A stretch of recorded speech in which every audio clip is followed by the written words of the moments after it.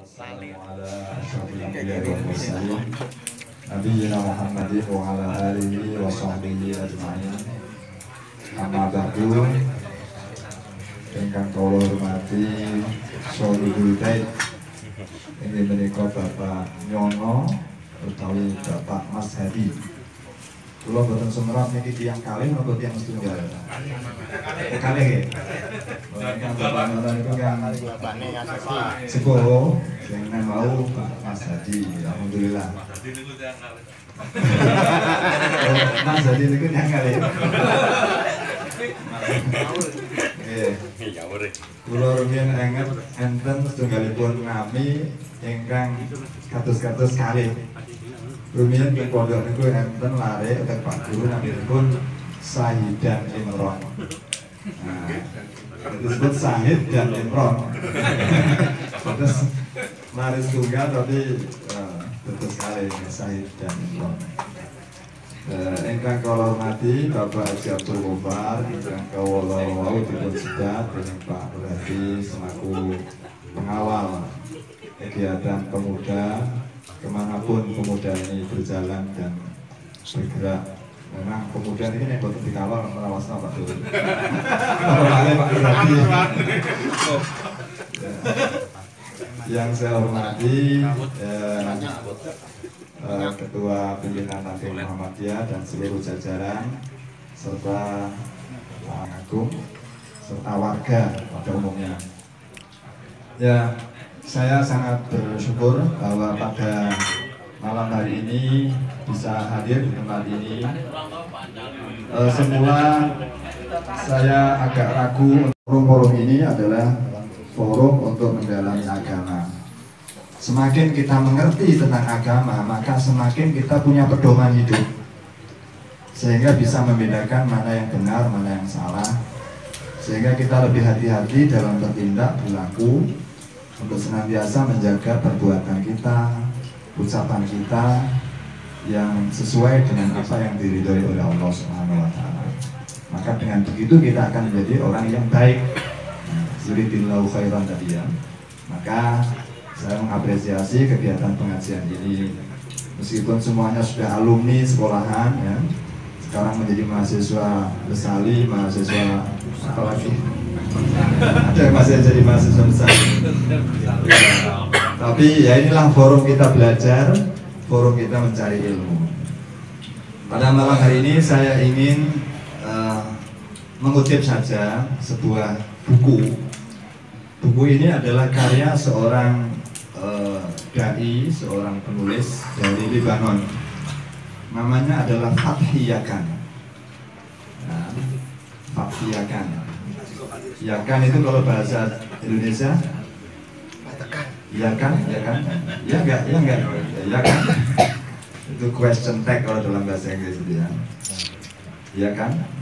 Kamu orang Sendang, ya kan? Ya. Ya enggak. Kalau negatif itu ya enggak. Ini Yakan, tapi bukan. Yakan ini adalah nama kakeknya dan dia keturunan Turki. Jadi orang Turki itu katanya hebat-hebat, termasuk ini yang diam di Lebanon. Lebanon itu utaranya Israel, utara Palestina ya. Dia sudah meninggal, hidupnya lahir tahun 33 dan meninggal tahun 2009 kemarin. Dia menulis sebuah buku yang berjudul bahasa Arab ya, Madza ya'ni intima ilal Islam, yang artinya kalau kita terjemahkan ke dalam bahasa Indonesia itu, apa artinya kalau saya mengaku sebagai seorang muslim itu apa artinya? Apa yang seharusnya? Ya, apa artinya kalau saya mengaku sebagai seorang muslim itu? Buku ini juga sudah diterjemahkan dalam bahasa Inggris yang berarti How to be a Muslim. Bagaimana sih sebenarnya untuk menjadi seorang muslim itu. Nah, dalam buku ini kemudian dibagi bahwa seorang muslim itu memiliki beberapa unsur. Yang pertama akidahnya, yang kedua ibadahnya, yang ketiga akhlaknya, dan yang lain-lain masalah ya, tapi itu tiga utamanya. Tapi di sini dia juga membahas masalah keluarganya, bagaimana membangun sebuah keluarga Islami, Dia juga bahas di sini.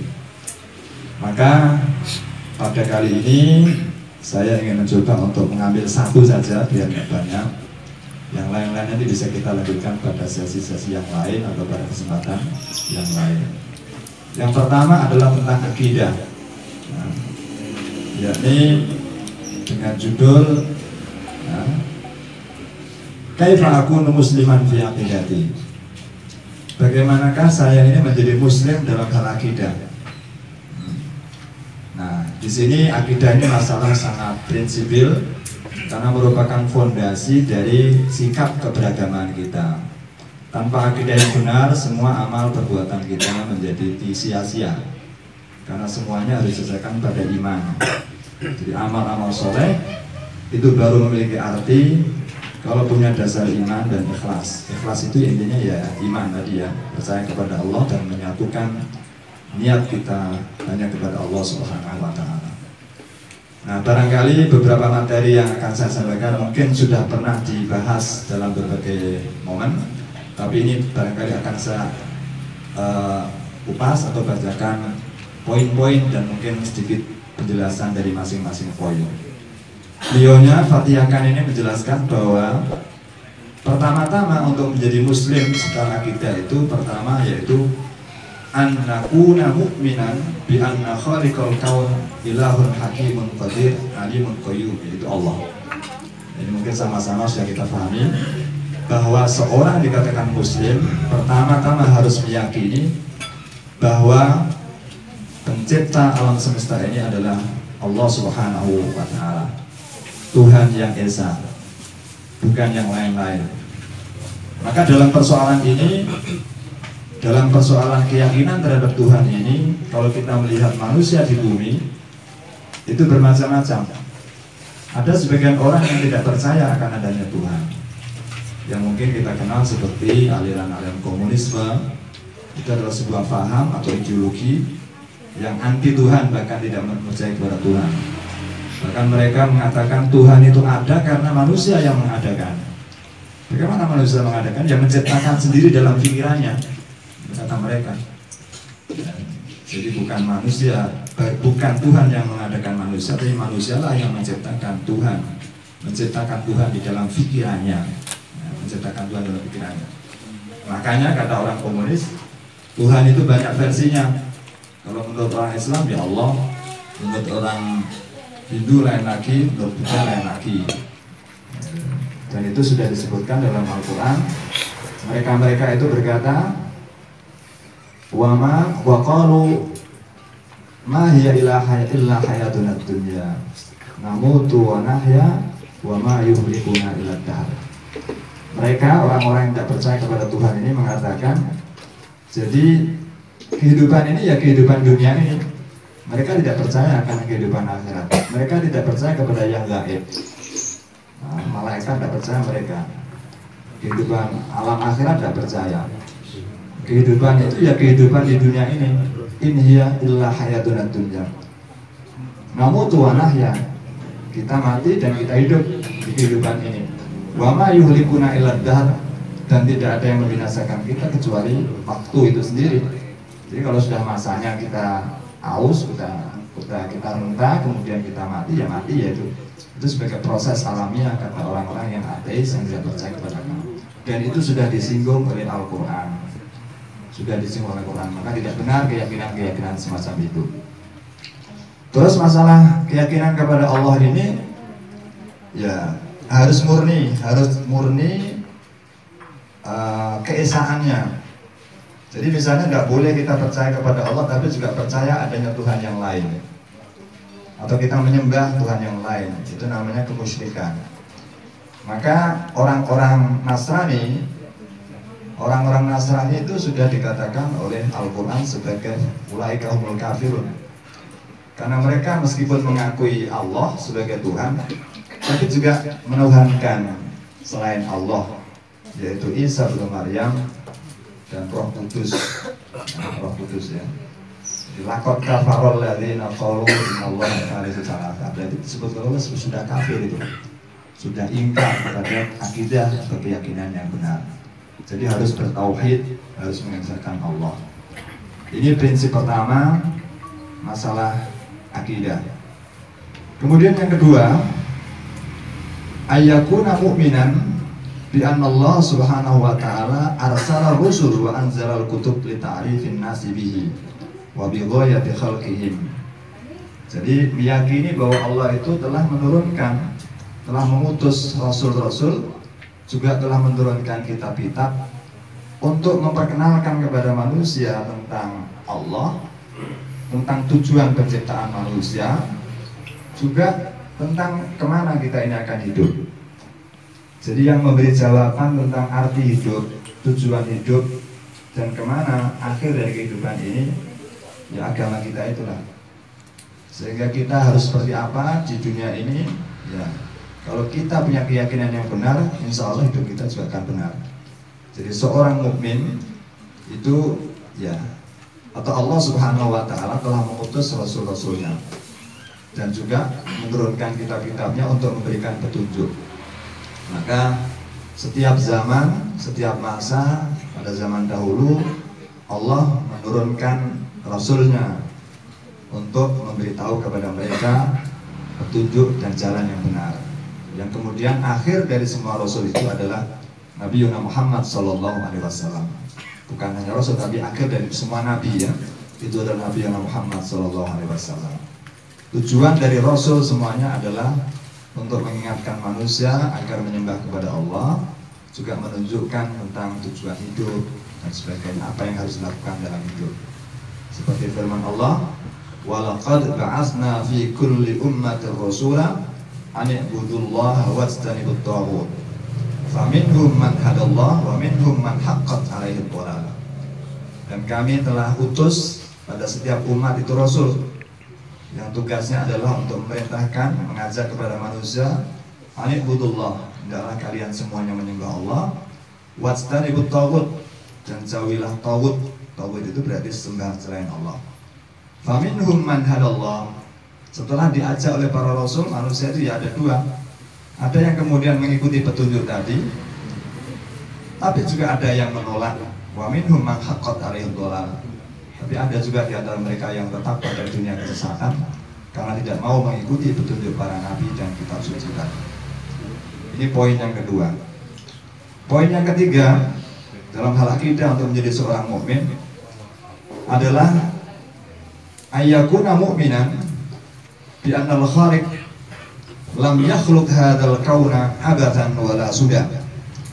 Jadi kita harus meyakini bahwa Allah menciptakan kehidupan ini bukanlah tanpa tujuan, bukanlah untuk sesuatu yang sia-sia. Semua yang dilakukan oleh Allah itu ada hikmahnya dan ada tujuannya. Termasuk Allah menciptakan kita semuanya, itu jelas ada tujuannya, bukan tanpa tujuan.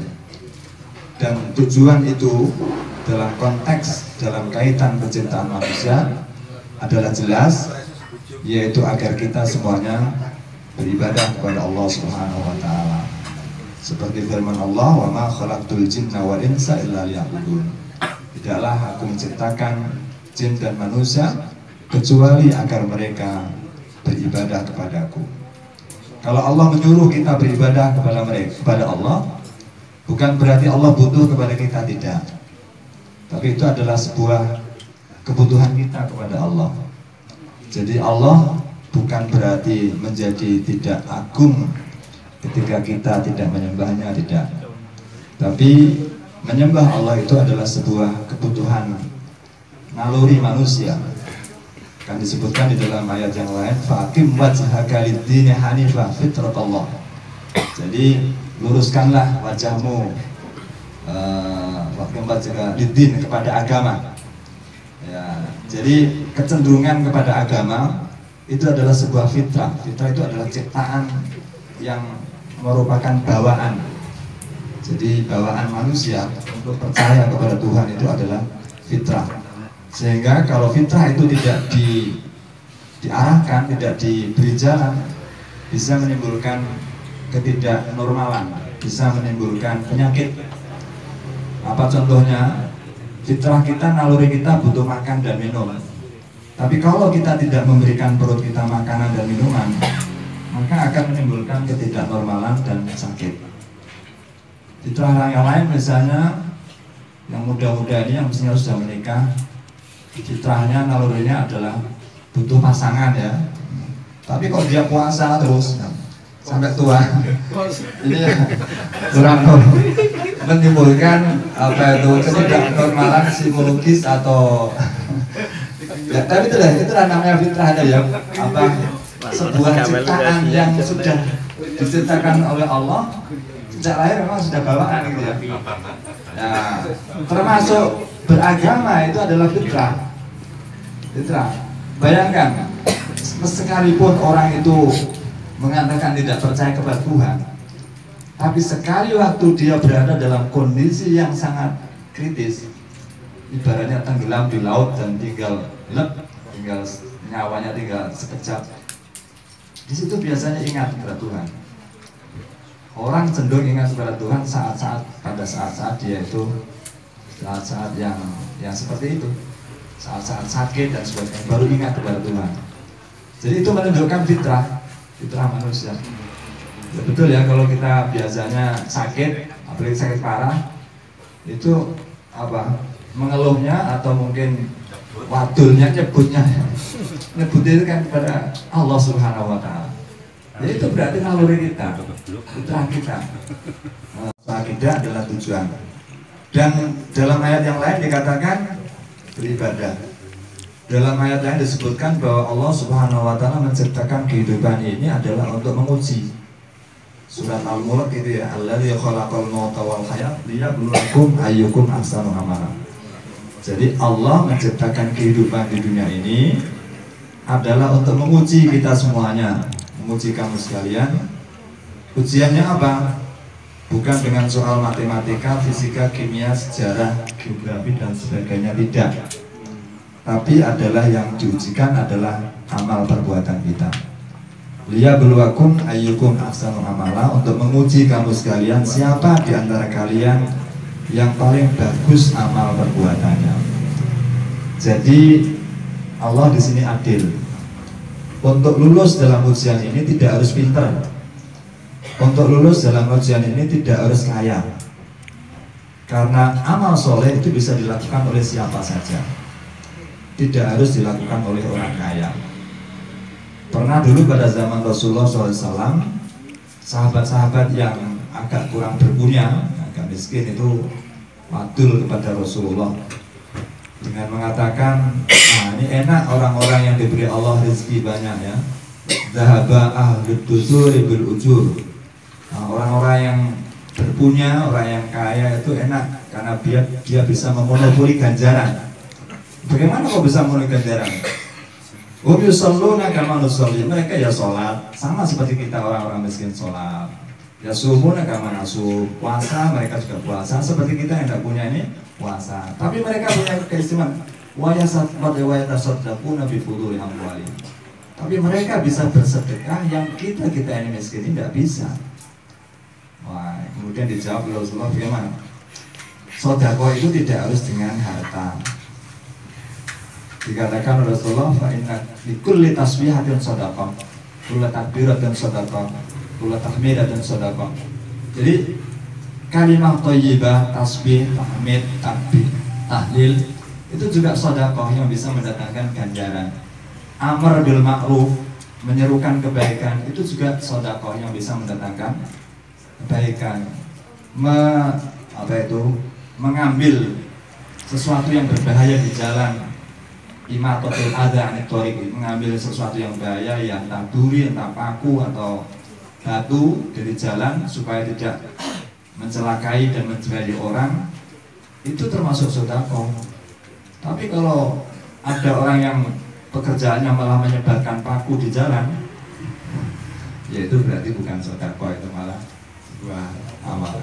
Itu ada ya itu orang yang kurang pekerjaan saja itu ya, atau malah mencari pekerjaan ya. Katanya mencari pekerjaan, karena dengan begitu banyak ban yang gembos sehingga ada pekerjaan. Ya, wallahu a'lam. Kita tidak tidak menduga-duga, tapi itu Tapi itu pernah terjadi dalam kenyataan.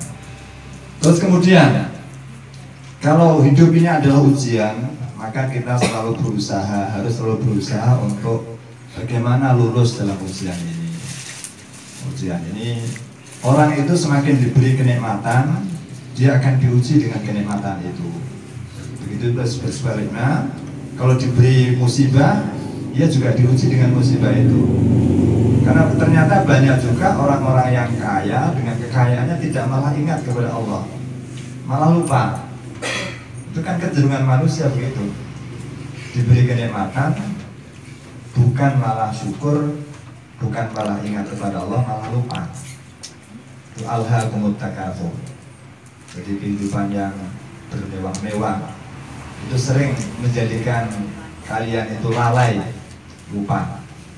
Ya seperti cerita siapa itu, sahabat Salabah siapa itu ya.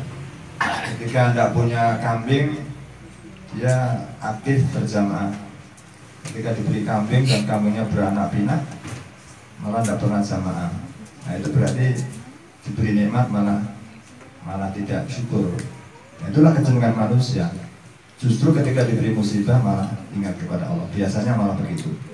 Nah itu ciri manusia. Kemudian selain itu, sebagai seorang mukmin secara akidah, yakni ayyakuna mu'minan bi annal insan yaksibul khaira wa syarra bi ikhtiyari wa masyiatihi. Jadi mempercayai bahwa manusia itu berbuat baik dan buruk itu dengan ikhtiar dan kehendak manusia itu sendiri. Meskipun semuanya itu terjadi dengan izin Allah. Jadi baik dan buruk yang kita lakukan itu berarti merupakan hasil dari kasab diri kita. Sehingga dengan demikian ada konsekuensinya. Sehingga konsekuensinya nanti semua amal perbuatan kita akan dibalas oleh Allah Subhanahu wa Ta'ala sesuai dengan apa yang kita lakukan. Kalau kita di dunia ini berbuat buruk, ya nanti akan dibalas oleh Allah dengan keburukan. Sementara kalau kita berbuat baik di dunia ini, Allah juga akan memberikan imbalan dan ganjaran yang baik. Jadi begitu. Dan memang manusia, jiwa manusia itu sudah diberi potensi untuk bisa memilih yang baik dan yang buruk. Kalau kita buka surat surat Syams ya, wa nafsi wa ma sawwaha, dan demi jiwa dan yang telah disempurnakan penciptaannya, fa alhamaha fujuraha wa taqwaha. Jadi Allah telah memberikan potensi pada jiwa manusia itu untuk bersikap fujur atau takwa, berperilaku jelek atau berperilaku baik. Maka kita diberi oleh Allah dua potensi itu. Tinggal persoalannya kita milih yang mana. Qad aflaha man zakkaha. Kalau kita cenderung untuk selalu membersihkan jiwa kita dari hal-hal yang buruk, maka kita termasuk yang beruntung. Wa qad khaba man dassaha. Dan akan sia-sia dan merugilah orang-orang yang mengotori jiwanya dengan fujur tadi. Jadi semua perbuatan kita adalah hasil dari ikhtiar kita dan kehendak kita, dan nantinya akan dibalas oleh Allah sesuai dengan amal perbuatan kita. Ini poin yang berapa tadi? Ya. 2. Sudah banyak. Kemudian ini yang ke-7. An akuna ayyakuna mu'minan bi anna tasyri' haqqullah, yaitu mempercayai bahwa penetapan hukum itu adalah hak Allah. Jadi yang punya hak untuk menetapkan hukum dalam kehidupan ini adalah Allah semata ya. Jadi makanya hukum itu sumbernya ya dari hukum Allah ya. Tasyri' itu berarti penetapan hukum. Nah, untuk bisa menjelaskan hukum ini boleh misalnya ulama-ulama yang mujtahid bisa mengambil kesimpulan dari sumbernya, yaitu Al-Quran dan As-Sunnah. Nah, di sini seorang Muslim harus punya keyakinan bahwa penetapan hukum dan yang harus dijadikan pedoman tentu saja adalah hukum-hukum Allah. Kalau ada hal yang kita perselisihkan dalam kehidupan ini, kembalikanlah kepada Allah dan Rasulullah. Wa makhtalaftum fihi min syai'in fa hukmuhu ilallah. Jadi kalau kamu berselisih tentang sesuatu, maka hukumnya yaitu kembali kepada Allah. Itu apa Al-Quran katakan dan juga Rasulullah hadis, karena dalam ayat yang lain, fa in tanaza'tum fi syai'in farudduhu ilallahi wa rasul. Kalau kamu berselisih tentang suatu perkara, maka kembalikanlah kepada Allah dan Rasulullah. Nah, kalau Rasulullah sudah meninggal, ya kepada Al-Quran dan Al-Hadis. Ya, jangan kembali kepada kata nenek moyang. Jadi kalau kembali kepada kata nenek moyang atau warisan leluhur, ya nanti tidak menjadi benar, menjadi salah. Ya. Jadi ini sudah jelas, kalau kita berbeda pendapat dalam satu perkara, kembalikanlah kepada hukum Allah dan Rasulullah. Nah, saya tidak tahu apa ada yang bertanya apa tidak. Nah, kalau di Indonesia bagaimana memperjuangkan hukum Allah? Ya, kalau ada yang bertanya ya nanti saya jawab, kalau tidak ada ya berarti sudah paham. Ya. Nah, kemudian termasuk dalam hal akidah ini yaitu ayyatafakkaru fi khalqillah wa laysa fi dzatillah. Termasuk dalam berakidah itu kita harus berpikir tentang makhluk Allah dan jangan sampai kita ini berpikir tentang zat Allah. Karena kalau kita berpikir tentang zat Allah tidak akan kuat dan cenderung akan sesat. Nah, kesimpulan kita tidak benar nanti. Artinya karena otak manusia itu, akal manusia itu memang kapasitasnya tidak bisa untuk memikirkan zat Allah. Kemampuan otak manusia adalah memikirkan apa-apa yang diciptakan oleh Allah. Dan itu merupakan perintah Allah, perintah Al-Quran. Afala taqilun, afala tubsirun, wa fi anfusikum afala tubsirun. Apa kamu tidak melihat apa yang ada pada dirimu? Kamu bisa hidup itu kenapa? Kan ilmu biologi menerangkan kapan seorang makhluk itu bisa hidup. Kemudian inna fi khalqis samawati wal ard, dalam ciptaan langit dan bumi dan seterusnya itu banyak sekali. La ayatil liqaumi yaqilun, itu adalah tanda-tanda bagi orang-orang yang berakal. Nah, dan itu diperintahkan, dianjurkan oleh agama. Sehingga kalau sekarang ilmu pengetahuan itu dipegang oleh orang-orang barat, yaitu karena kita meninggalkan ajaran agama kita. Jadi dulu ketika abad 18 atau 19 itu ada orang namanya Amir Syakib Arsalan, itu orang Timur Tengah juga ya. Dia bertanya, limadha ta'akhkhara al-muslimuna wa taqaddama ghairuhum. Kenapa orang ini zaman-zaman penjajahan ya, saat itu umat Islam ya sangat mundur. Kenapa orang-orang Islam itu mundur sementara selain Islam itu maju? Orang-orang Barat, orang Eropa, orang Amerika, kenapa kok maju? Jawabannya ternyata adalah limadha ta'akhkharul muslimun? Ta'akhkharul muslimun li'annahum taraku dinahum. Jadi orang-orang muslim itu mundur karena mereka meninggalkan ajaran agamanya. Ajaran agama apa? Ya perintah untuk memikirkan apa yang telah diciptakan oleh Allah, alam semesta ini. Yang itu justru menjadi kecenderungan orang-orang barat yang maju, berpikir tentang gunung, berpikir tentang hujan, berpikir tentang udara dan sebagainya. Ya. Kalau kita dulu memahami fenomena alam itu terlalu apa adanya. Gerhana dianggap sebagai apa? Cipangan buto. Nah itu kan tidak ilmiah itu ya. Nah, tapi ilmu lah kemudian menerangkan bahwa fenomena itu bukan seperti itu. Bukan seperti itu. Nah, banyak hal yang harus dipikirkan. Sehingga ketertinggalan umat Islam dalam bidang ilmu pengetahuan karena umat Islam tidak mempelajari alam semesta ini, tidak mempelajari fisika, tidak mempelajari kimia, tidak mempelajari biologi, tidak mempelajari geografi, tidak mempelajari ekonomi dan sebagainya. Nah terus tadi dikatakan walimada taqaddama ghairum, kenapa orang-orang selain muslim itu kok maju? Ternyata jawabannya juga sama, cuma isinya beda. Taqaddama ghairul muslimin li'annahum taraku dinahum. Jadi kalau tadi umat Islam itu mundur karena meninggalkan agamanya, agama Islam. Orang-orang non-muslim itu maju karena meninggalkan agamanya. Karena kalau kita mempelajari sejarah perkembangan ilmu pengetahuan di Eropa, itu justru gerakan-gerakan keilmuan itu lahir sebagai sebuah reaksi terhadap kekakuan yang dilakukan oleh gereja.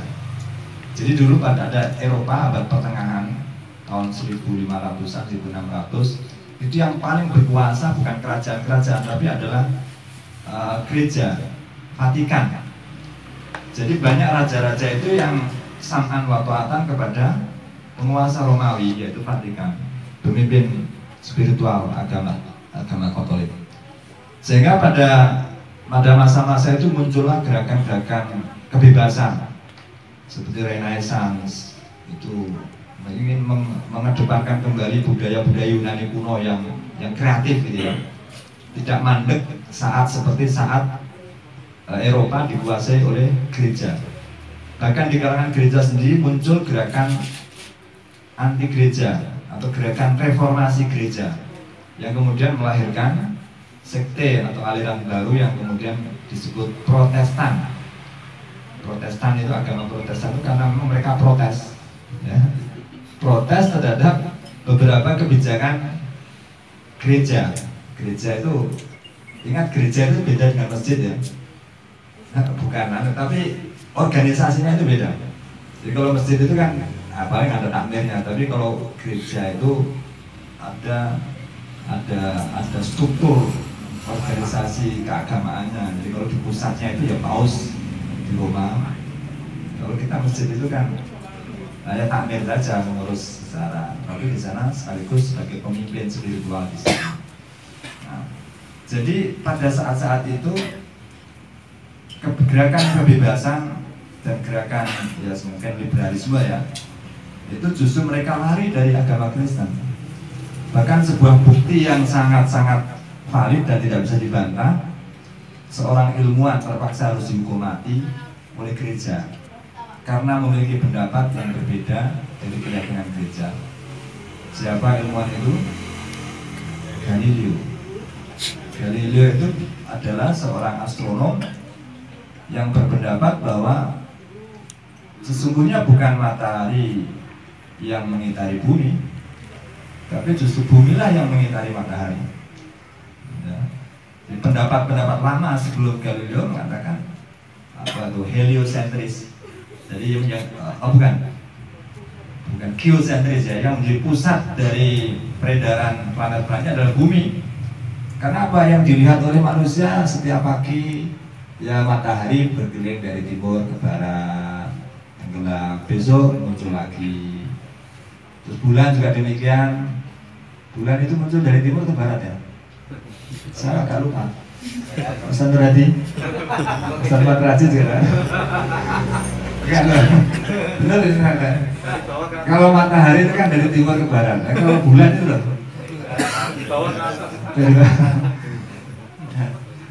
Iya, dari apa? Dari barat ke timur. Dari barat ke timur. Berarti Allah ya tadi. Otak kita, pikiran kita tidak punya kapasitas untuk bisa memahami zat Allah. Justru kalau kita memahaminya, kita akan tersesat. Dan cenderung begitu akan tersesat. Ya. Nah, kemudian poin yang lain lagi, ini sudah 45 menit. Berapa menit ini batasnya Ustaz? Sampai selesai. Tafakkaru fi khalqillah wala tafakkaru fillah fa innakum lan taqtulu qadrahu. Jadi berpikirlah tentang makhluk-makhluk Allah, dan janganlah kamu berpikir tentang Allah, zat Allah, karena sesungguhnya kamu tidak akan bisa mengukur ukuran Allah. Jadi ya, tidak akan mampu. Otak manusia itu terbatas, ya. Otak manusia itu hanya bisa memikirkan apa yang sudah difahami, dan apa yang difahami oleh otak manusia itu adalah dari apa yang ditangkap oleh panca indera. Jadi kalau panca inderanya tidak pernah menangkap informasi, otak manusia tidak akan pernah bisa berpikir tentang hal itu. Sebuah contoh gampang begini. Orang yang buta sejak lahir, dia tidak pernah mengerti tentang warna. Ada pertanyaan, bisakah kita mengajari orang yang buta sejak lahir tentang aneka warna? Bisa nggak kira-kira? Apa bedanya hijau dan merah? Apa bedanya kuning dan biru dan sebagainya? Itu nggak bisa, karena pikiran dia ya tidak pernah mendapat informasi dari panca inderanya tentang warna-warni itu. Sama dengan ya ibaratnya seperti apa? Ya tadi, seperti zat Allah tadi. Jadi ada keterbatasan otak kita. Otak kita hanya bisa memahami dan mengolah data-data yang pernah masuk di panca indera kita. Tapi kalau kita tidak pernah mendapat informasi itu, ya kita tidak akan bisa mengolahnya. Satu contoh misalnya ini kalau dalam dunia filsafat, jadi kekekalan. Sesuatu itu kekal. Nanti di akhirat kekal. Apa tidak ada akhirnya kalau kekal itu? Nah sekarang kita balik begini. Apa yang Anda pahami tentang kekal dan tidak kekal? Itu kan selama ini otak kita kan berpikiran bahwa sesuatu itu berjalan berdasarkan kombinasi antara ruang dan waktu. Tapi kita belum pernah mendapat contoh, dan barangkali itu ada sebuah proses kehidupan dengan hukum ruang dan waktu yang berbeda. Nah, jadi kalau hukum ruang dan hukum waktunya berbeda, bisa jadi kekal itu ada di luar kekal yang dalam pengertian kita saat ini di dunia. Jadi kalau dalam filsafat itu begitu, artinya kita masih berpikir tentang kemungkinan di luar pemahaman kita dan tidak memaksakan apa yang kita pahami. Kalau kita ngeyel, ya seperti itu. Di akhirat katanya kekal, berarti sama dong kekekalannya dengan Allah. Nah ini berarti dia mengukur kekekalan akhirat, kekekalan Allah dengan hukum kekekalan masa atau zaman, waktu ya, dalam versi yang dipahami di dunia. Nah, dia belum menembus sebuah ilmu di mana hukum kekekalan itu bisa jadi ada yang berbeda, gitu ya. Nah, itulah kira-kira gambaran yang agak membingungkan. Mudah-mudahan tidak terlalu bingung. Tapi ini sebuah contoh, banyak aspek yang mungkin di luar jangkauan otak kita untuk hal-hal yang apalagi tentang zat Allah. Nah itu tafakkaru fi khalqillah wa la tafakkaru fillah. Karena kita tidak mampu mengukur, tidak memiliki kemampuan untuk mengukur apa yang berlaku untuk zat Allah.